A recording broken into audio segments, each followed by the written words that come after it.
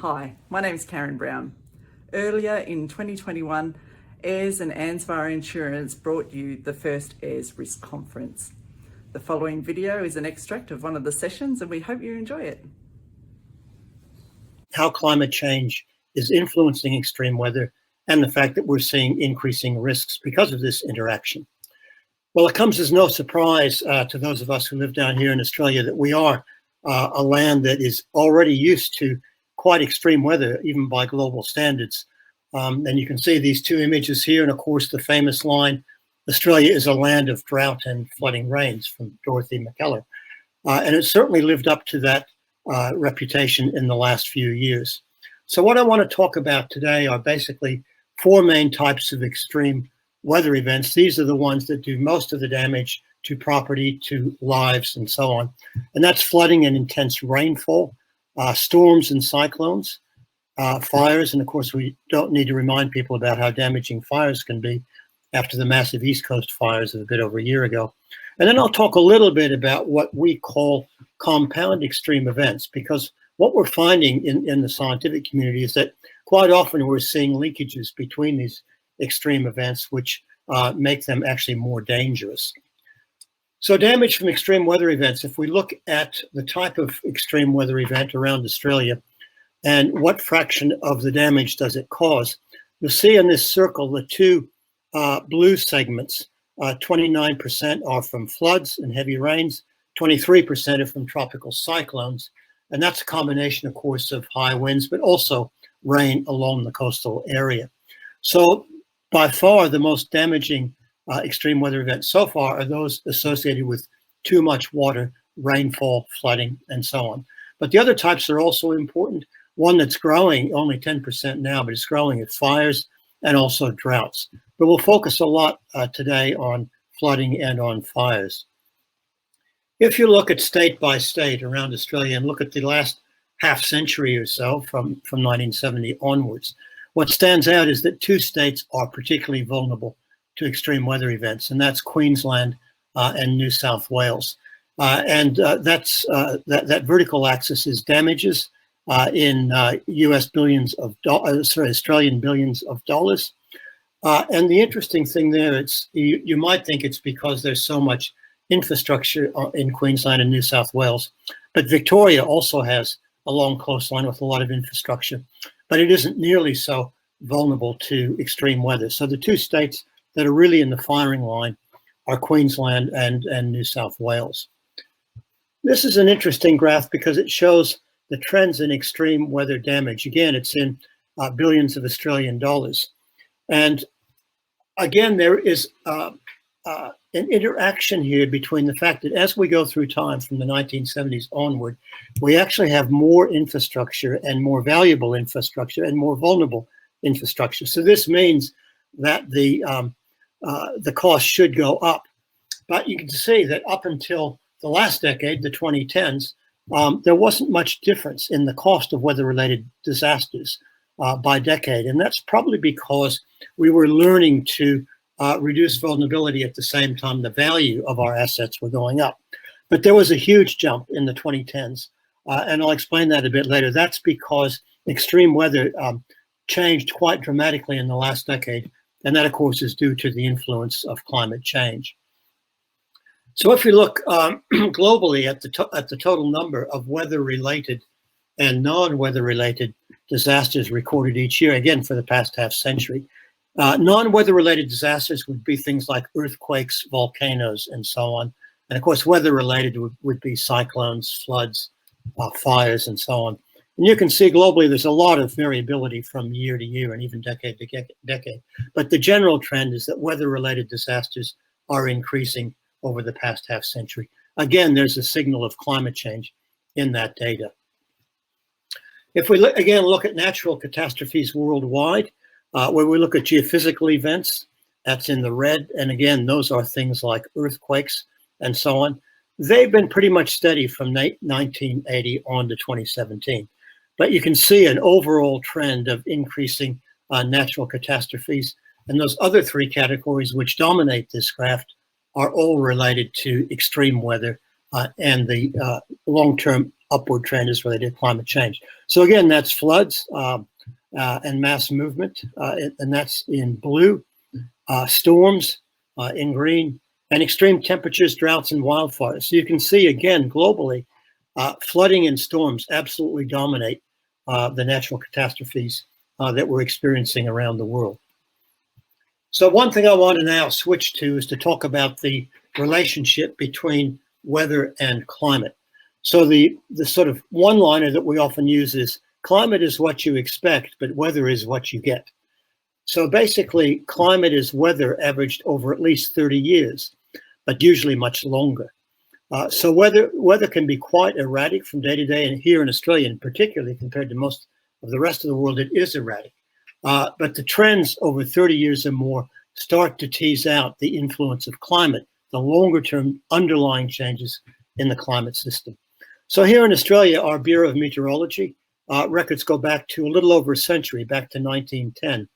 So that gives us enough weather data on which we can define our contemporary climate and the changes that are occurring to it. So now I'll talk more about what is happening to the climate. So here is the most recent data from CSIRO and the Bureau of Meteorology, our two major research and observation institutions here in Australia. And we go again back to 1910. So you can see in the fine blue line how variable our climate is from year to year. Very hot years followed by cold years, in between years, and so on. But the black line is what we call a 20-year running average. So that is 20 years averaged, changing year by year as you go up. And so that sort of smooths out that variability. But what you can see quite clearly is that temperature is going up and going up very strongly. You can just in the background at the bottom around the number 21 see a faint gray wedge. That is what the temperature record should look like if there's no climate change. In other words, the overall average should be steady. And indeed, up until 1950 or 60, it was rather steady. But since about 1970, it's been going up, actually at an increasing rate. And you can see that the last 5 years have been, I'll hit my cursor here, these 5 years here have been extraordinarily hot. And they've been right at the upper range of what the climate models say the climate should have been doing. And in fact, in 2019, that was our hottest year on record. And that actually breached the 1.5 degree global warming target, or I should say the Australian equivalent of that.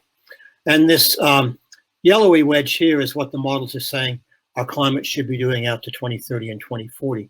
So you see that it's going to continue to increase virtually no matter what we do with greenhouse gas emissions. And that's momentum that's actually built into the climate system.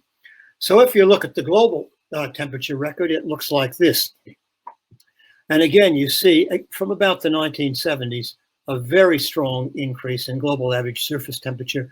It's up to about 1.1 degrees above pre-industrial. So pre-industrial is normally taken as the average from 1850 to 1900. A little warming the first half of the 20th century and an exceptionally strong warming thereafter. Now, one of the obvious questions is what's behind this extremely strong warming that we see? And that's pretty obvious. The shape of the curves are virtually identical. If I go back to that curve and go to this curve is our emissions of greenhouse gases, in particular carbon dioxide, the most important of the greenhouse gases. And that is produced when you burn carbon-based fuels like coal, oil, or gas. And that's this gray wedge. And you can see from 1950 that the world's use of fossil fuels has gone up quite dramatically. And that is by far the most important driver of the climate change that we're experiencing today. This brown wedge that stayed steady at the bottom is land use change. That has changed over time. And most of the change that's occurring now in the last 2 or 3 decades are in the tropics, for example, in the Amazon rainforest. But most of the fossil fuel emissions are coming from the wealthy OECD countries, and in the last decade, increasingly from rapidly developing countries like China.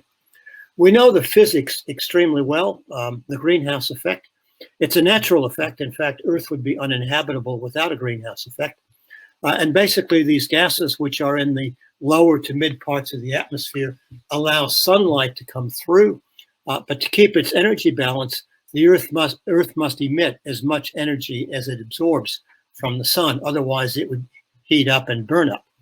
But it emits the energy in a different form. This is basically visible and ultraviolet light coming in from the sun. But the Earth emits the energy back into space as heat.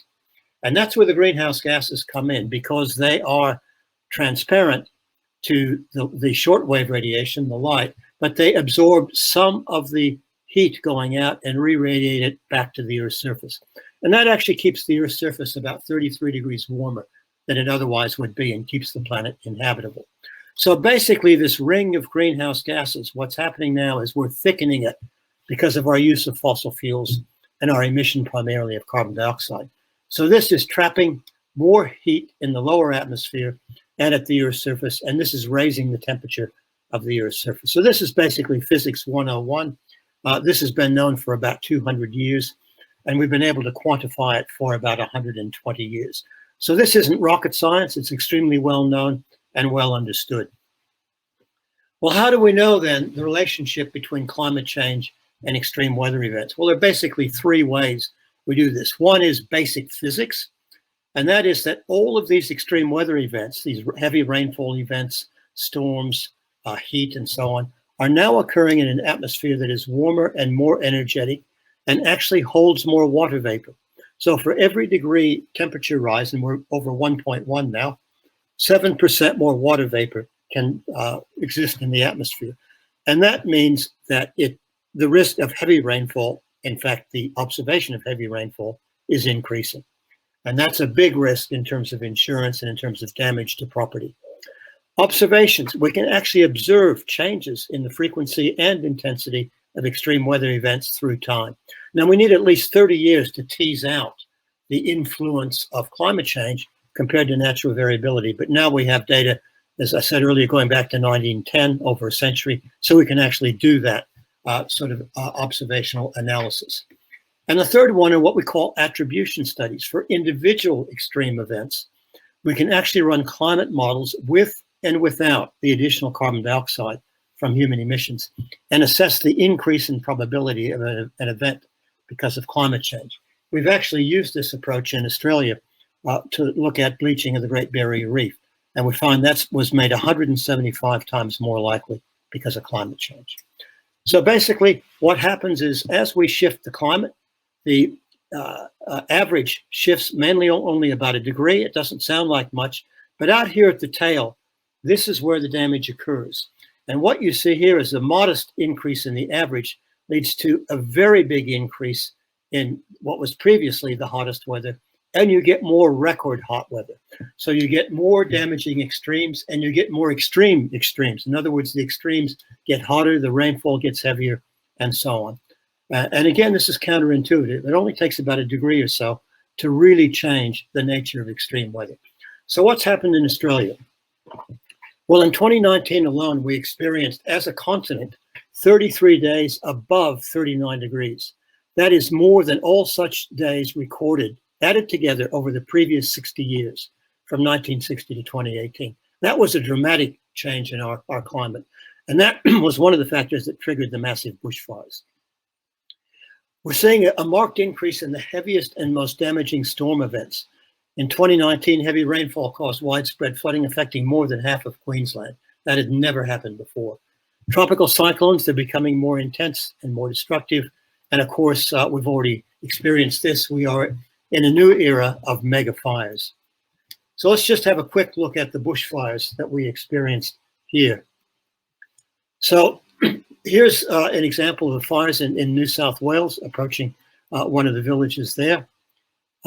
These are people trying to get out of Bateman's Bay along the coast when evacuation orders were put into effect.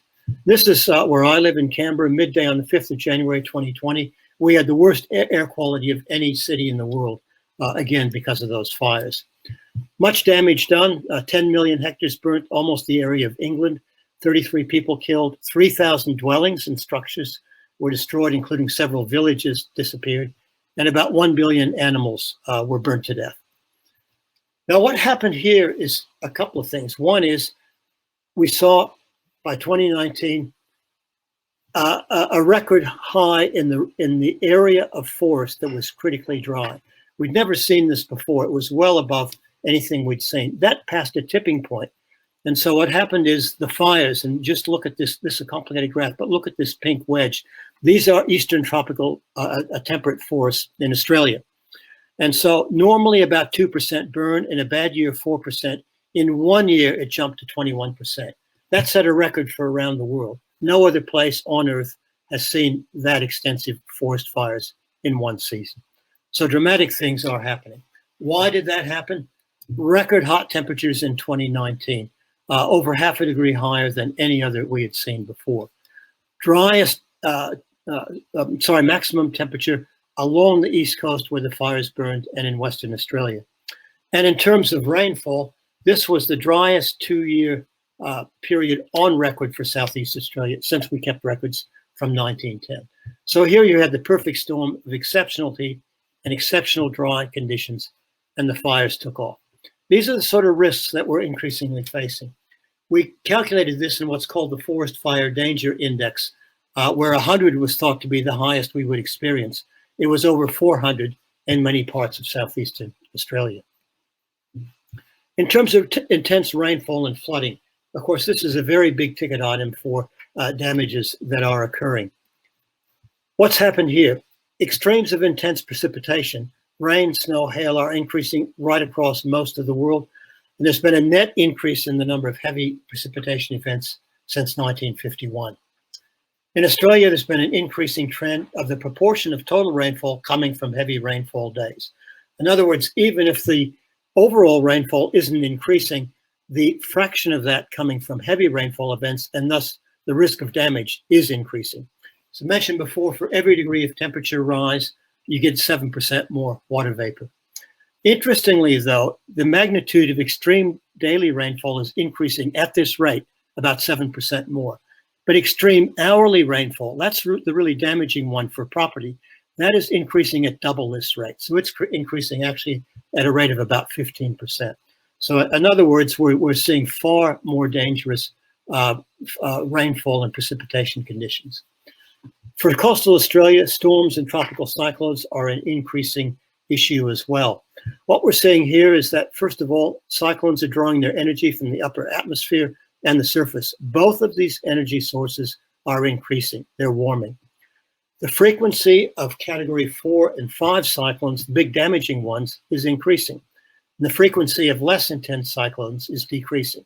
So basically, the number of cyclones is about the same, but the fraction of those that are in the category 4 and 5 are increasing.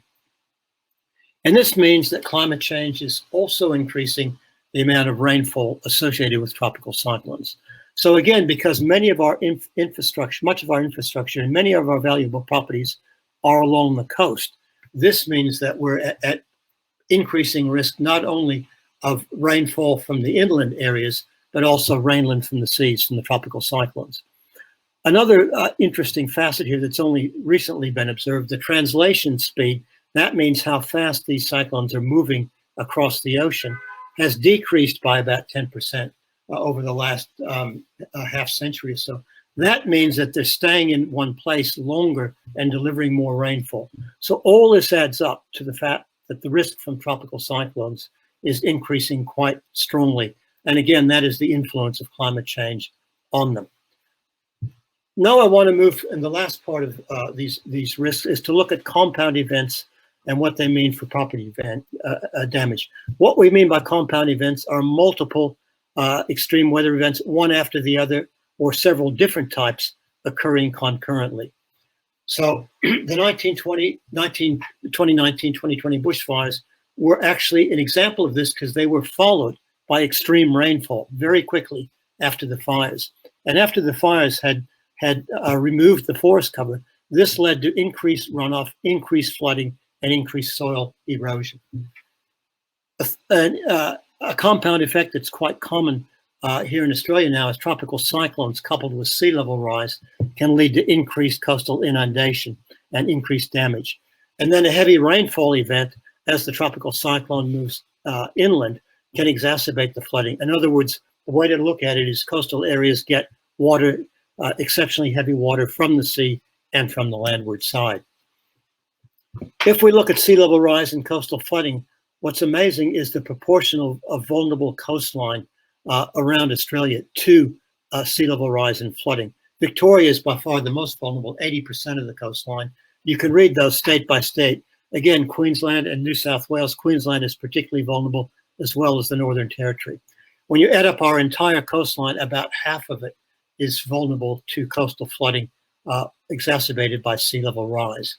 And basically that works this way, that normally the high tide would be here, but with sea level rise, high tide is up higher. And with a storm surge from a east coast low or a tropical cyclone, that pushes water in. So where we've built our infrastructure is designed for a static high tide level. So we built our buildings so that it would withstand a storm surge. But now with the sea level rising, that storm surge is higher, and now it's threatening infrastructure and leading to much more damage to coastal property.